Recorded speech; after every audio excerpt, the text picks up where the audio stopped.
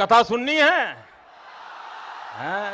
आप सोचते रहोगे कि इसके बारे में कब बात होगी, मैं शुरू में ही बात कर लेता हूं। Kunal Kamra हेक्ल्ड Arnab Goswami.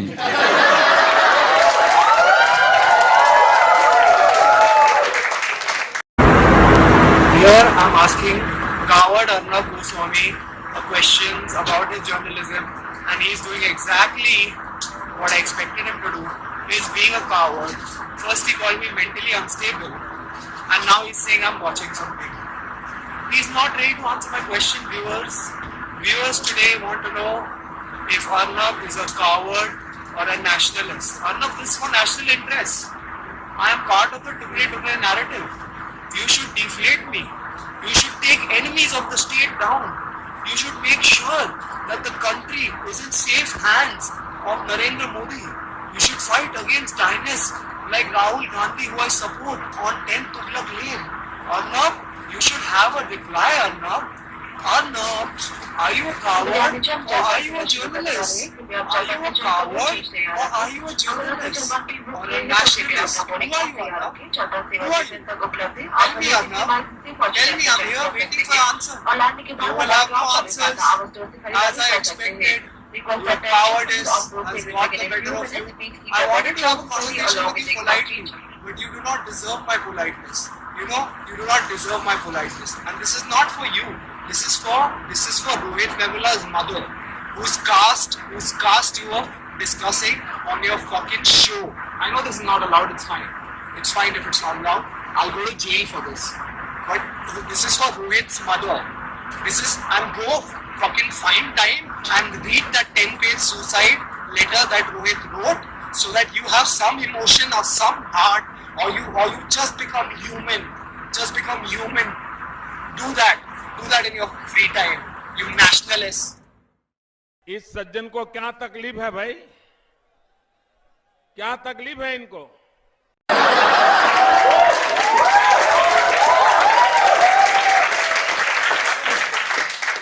And two, I think it was a very brave step to heckle Arnab Goswami. उस बंदे की कोर कंपिटेंसी में घुसा है।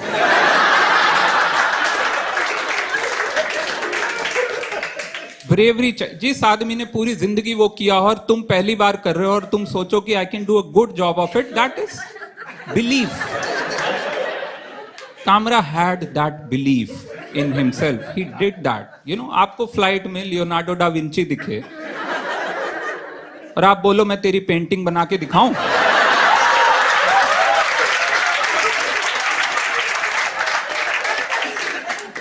कामरा ने वो किया।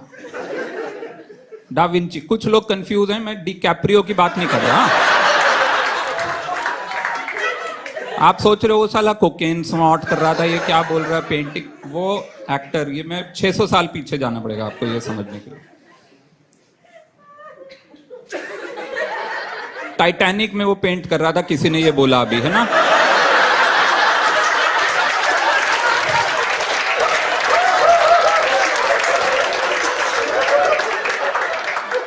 कौन है आप? अगली इंडिगो फ्लाइट कब ले रहे हो?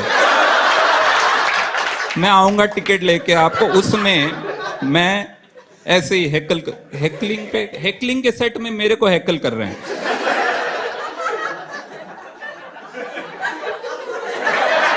गुड। पर ब्रेवरी चाहिए। और फिर भी लेकिन डिबेट बढ़ता गया, लोगों ने बोला पोलाइटनेस होनी चाहिए ना, बात में पोलाइट होना चाहिए था, उसको बात भी करनी थी तो थोड़ा पोलाइट हो जाता। सैमुअल एल जैक्सन की एक फिल्म है स्नेक्स ऑन अ प्लेन, उससे हमने ये सीखा है जब प्लेन में सांप हो तो पोलाइटनेस काम नहीं आती है, आपको चिल्लाना पड़ता है there are snakes on the plane, and in this case there was a snake on the plane.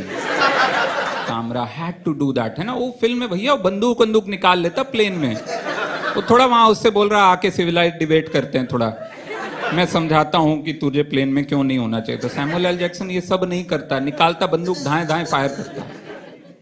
पिछले साल बॉम्बे में हॉरिबल न्यूज एक्चुअली, स्टैम्पीड हुआ परेल स्टेशन पे। एल्फिंस्टन रोड पे हुआ था। पहले उन्होंने कहा सबसे पहले तो नाम बदलो सारे,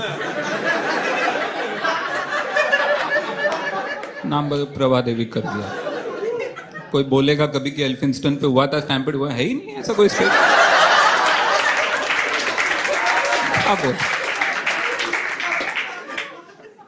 आप कुछ भी ऑल्ट न्यूज को आना पड़ेगा बीच में समझाने। ऑल्ट न्यूज पे बड़ी दया आती, बहुत दया आती। बेचारे ऐसी ऐसी चीज उनको बस्ट करनी पड़ती है। वो मोदी जी के पीछे डायनासोर नहीं है।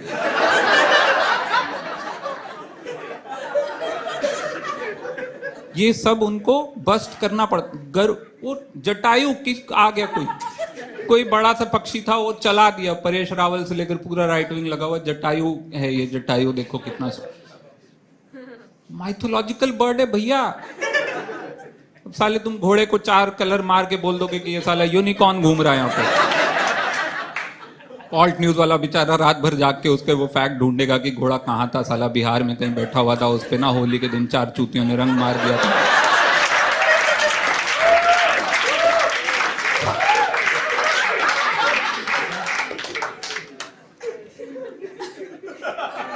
एल्फिंस्टन रोड पे हुआ stampede.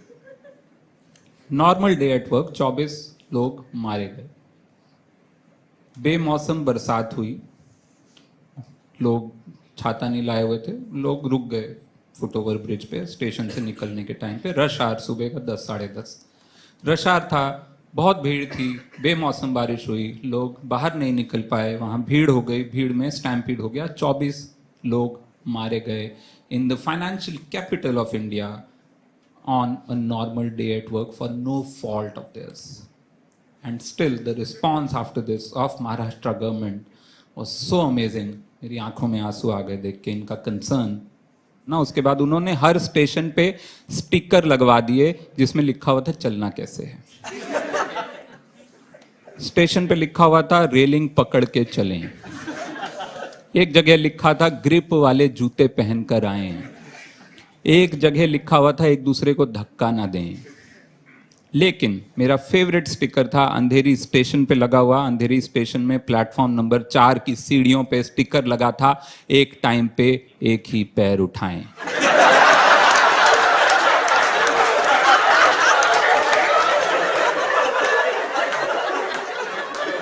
Millions of years of evolution के बाद मैं वहां पहुंचा था जहां पे मैं एक टाइम पे एक ही पैर उठा रहा था। सरकार ने मेरे को टिड्डा, बंदर, कॉकरोच सरकार ने क्या समझा है मेरे को? ये क्या चल रहा है? ये किस तरह की एडवाइस है? I was like no, this just can't, there has to be a deeper meaning, this has to be a quote by Sadhguru. इसके पीछे कुछ और है। मैं बैठ गया वहां स्टेशन पे, मैं बैठ के अपना, अब आप मेरे पे नहीं हंस रहे ना, उस लाफ पे हंस रहे थे ना।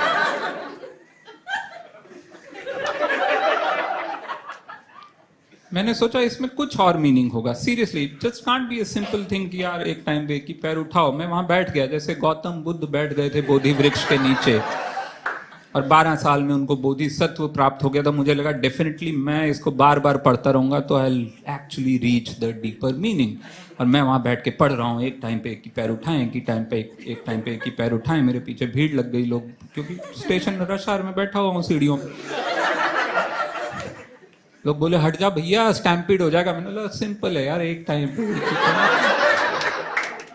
यूपी में फर्रुखाबाद नाम की जगह है, वहां पे हुकुम सिंह नाम के एक बंदे का बैंक अकाउंट था एसबीआई में, और एक और हुकुम सिंह उसी डिस्ट्रिक्ट में था, एसबीआई में उसका अकाउंट था। समहाउ दोनों हुकुम सिंह के बैंक अकाउंट फ्यूज हो गए। एसबीआई में लंच आवर में ऐसा हो सकता है, हो गया, बस हो गया। उसमें एक हुकुम सिंह पैसा डाल रहा है, वो दूसरे के अकाउंट में जा रहा है, वो निकाल रहा है। ये डाल रहा है, वो निकाल रहा है। बहुत देर में जब पता चला, वो हुकुम सिंह से पूछा गया कि भैया आपको क्या लगा पैसे कहां से आ रहे हैं? बोला मुझे लगा मोदी जी दे रहे हैं।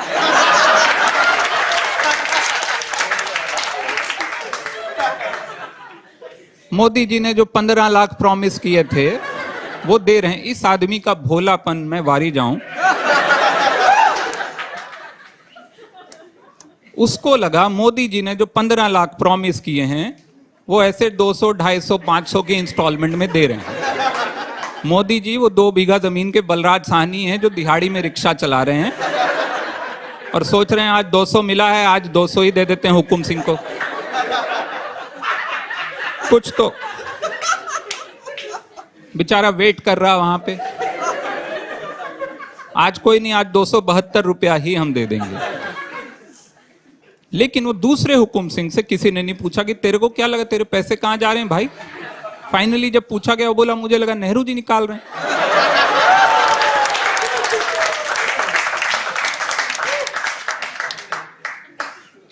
मैं कागज देखता रहूंगा बीच बीच में, हाँ, क्योंकि मैं भूल जाता हूं चीजें। और इस पे मैं अभी बात करूंगा 2 मिनट में, दिखाना मत और ये सब। मैं त्रस्त हो चुका हूं जब मैंने वो कविता जब से पढ़ी है उसके बाद से। मैं अभी भुवनेश्वर से वापस आ रहा था फ्लाइट से, मैं एयरपोर्ट पे वो बोर्डिंग पास उसने दिया और वापस खींच लिया, बोला कागज नहीं दिखाए।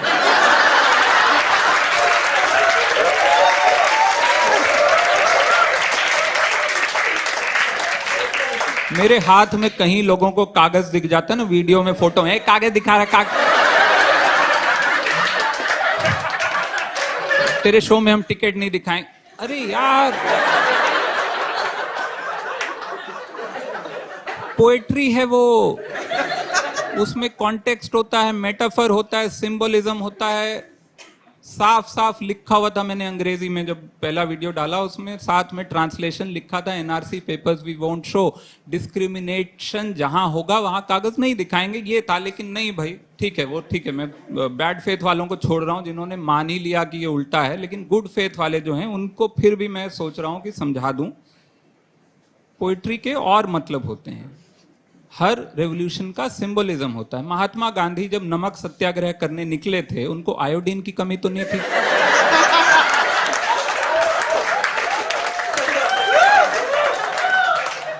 जो लोग लाख लोग उनके पीछे पीछे चले थे, वो ये सोच के तो नहीं चले थे कि 10 ग्राम नमक मिल जाएगा।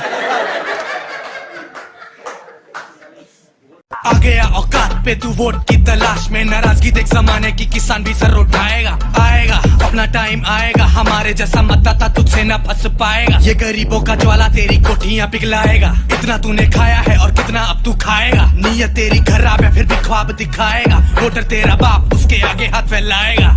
अब चैन से तू जीने दे, कुछ ना मंदिर मदीने में, मर्ज नहीं है जीने में, गुस्सा भरा है सीने में। कुर्सी तेरी छीनेंगे चुनाव के महीने में। क्यों? क्योंकि अपना टाइम आएगा, तू नेता बनकर आया है पर नोटा लेकर जाएगा। अपना टाइम आएगा, अपना टाइम आएगा, अपना टाइम आएगा, तू नेता बनकर आया है पर नोटा लेकर जाएगा। अपना टाइम आएगा, अपना टाइम आएगा, अपना टाइम आएगा, तू नेता बनकर आया है पर नोटा लेकर। किसी ने काम नहीं किया पर आ जाते ये कितनी जुर्रत से हैं। जितनी ताकत रिश्वत में नहीं उतनी वोटर में है, फिर भी जनता सहमत नहीं है क्योंकि राहत नहीं है। जरूरत यहाँ ईमानदारी और विकास की है, पानी की है, शिक्षा की है, आमदनी की रक्षा की है, अदालत इंसाफ की है, रोजी की है, रोटी की है, जीने की अब चाहत की, लाचारी की अब आदत नहीं है। मेरे देश जैसा कोई हार्ड इच नहीं है। इस हालत ने हिमाकत दी है, क्यों? क्योंकि अपना टाइम आएगा, तू नेता बनकर आया है पर नोटा लेकर जाएगा। अपना टाइम आएगा, अपना टाइम आएगा, अपना टाइम आएगा, तू नेता बनकर आया है पर नोटा लेकर जाएगा। अपना टाइम आएगा, अपना टाइम आएगा, तू नेता बनकर आया था पर नोटा लेकर जाएगा। अपना टाइम आएगा, तू नोटा लेकर जाएगा।